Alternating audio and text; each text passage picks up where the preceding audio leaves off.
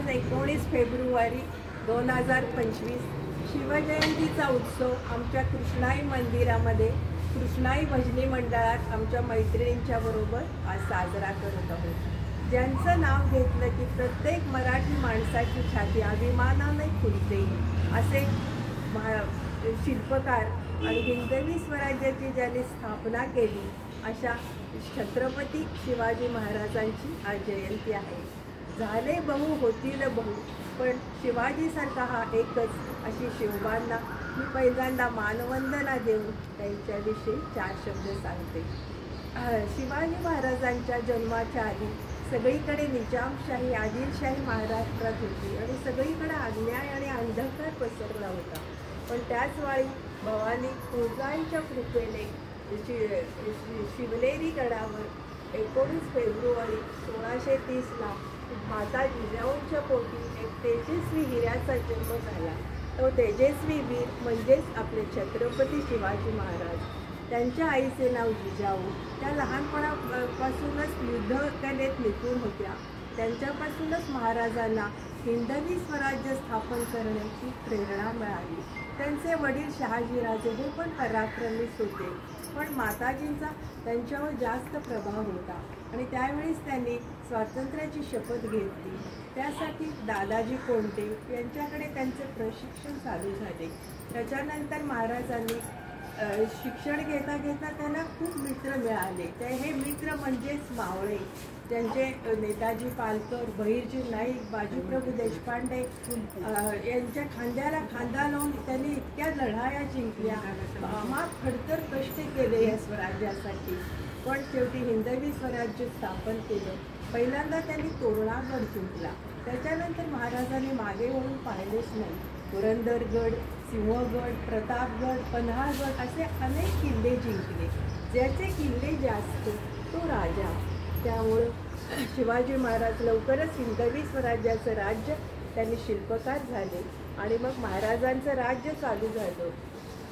महाराजांच्या राज्यात स्त्रियांना मान होता, शेतकऱ्यांना न्याय मिळाला, साधू संतांचा आदर होता, असं सगळं राज्य चालू होतं। महाराज पराक्रमी होते, योद्धे होते, शूर होते, पण हे सगळं करायला त्यांना अमाप कष्ट, घराचे घाव सोसायला लागले।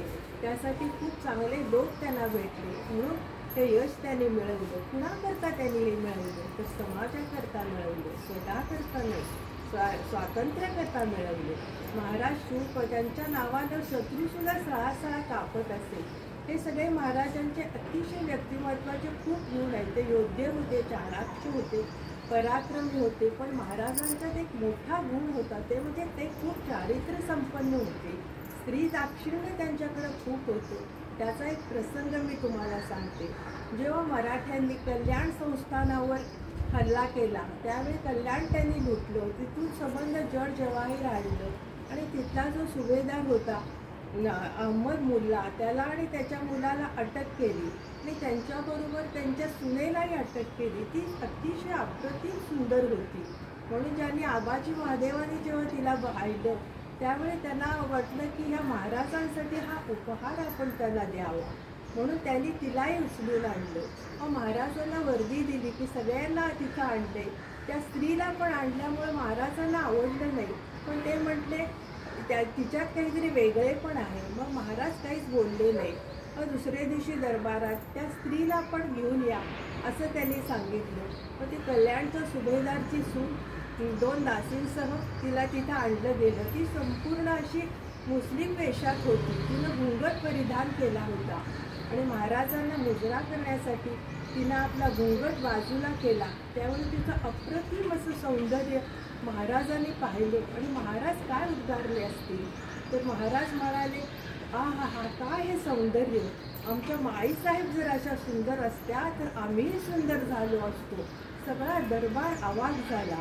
त्याचा जो सुभेदार मुल्ला तो आणि त्याचा मुलगा ते पण तसंच आश्चर्यचकित झाले आणि ती सुंदर स्त्री, ज्या स्त्रिया पुरुषांच्या नजरेला नजर देत नव्हत्या, ती स्त्री महाराजांच्याकडे अवाक नजरेनं पाहायला लागली।